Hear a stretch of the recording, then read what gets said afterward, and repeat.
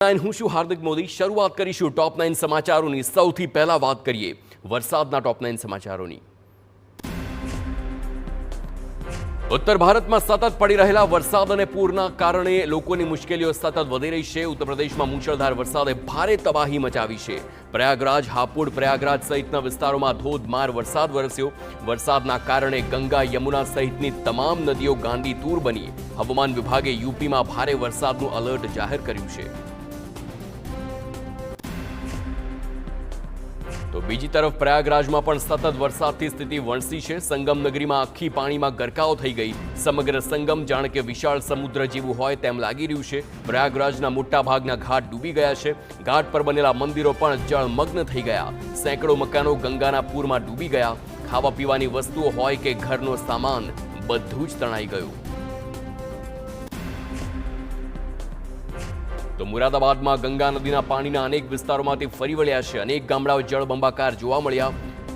ફર્રુખાબાદ જિલ્લામાં ગંગા નદી ભયજનક નિશાનથી 10 સેન્ટીમીટર ઉપર વહી રહી છે, જેના કારણે ફર્રુખાબાદ બદૌન સ્ટેટ હાઈવે પર 2.5 ફૂટ પાણી ભરાઈ ગયું. પાણીના ભારે વહનના કારણે બાઇક સવારો બેલેન્સ ગુમાવી પડી રહ્યા છે.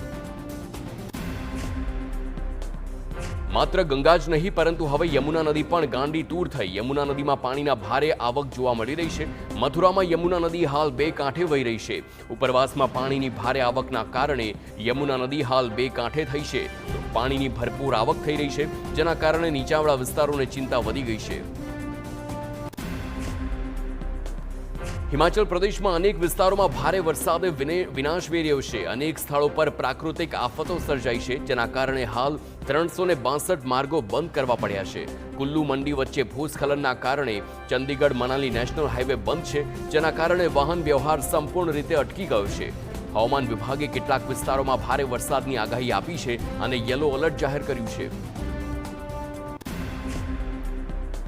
તો વલસાડમાં લાંબા વિરામ બાદ મેઘાએ ધમાકેદાર એન્ટ્રી કરી છે અને ગણતરીના કલાકોમાં 4 ઇંચથી વધુ વરસાદ વરસતા જળબંબાકારની સ્થિતિ સર્જાઈ છે. ધોધમાર વરસાદના કારણે અનેક વિસ્તારો જળમગ્ન બન્યા, તો નીચાણવાળા વિસ્તારો પણ પાણીમાં ગરકાવ થયા. એમજી રોડ, છીપવાડ, હનુમાન મંદિર, દાણા બજારમાં પાણી ભરાયેલા છે. મિશન કોલોની વિસ્તાર પણ પાણીમાં ગરકાવ.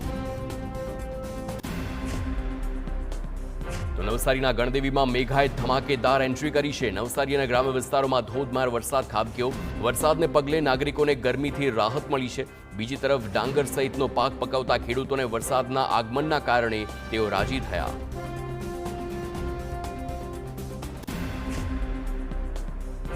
અમરેલીના ગ્રામ્ય વિસ્તારોમાં પણ વરસાદ વરસ્યો. વંડા અને વાશિયાળી પંથકમાં પણ સારો વરસાદ છે. રાજકોટના ઉપલેટામાં પણ મેઘરાજાએ પધરામણી કરી છે. ઉપલેટા સહિતના ગ્રામ્ય વિસ્તારોમાં પણ વરસાદ વરસ્યો. વરસાદમાં કપાસ, મગફળી, સોયાબીન, તુવેર અને એરંડાના પાક માટે તે જીવનદાન સમાન સાબિત થશે. હવામાન વિભાગે રાજ્યમાં આગામી 24 કલાકમાં ભારેથી અતિભારે વરસાદની આગાહી કરી છે.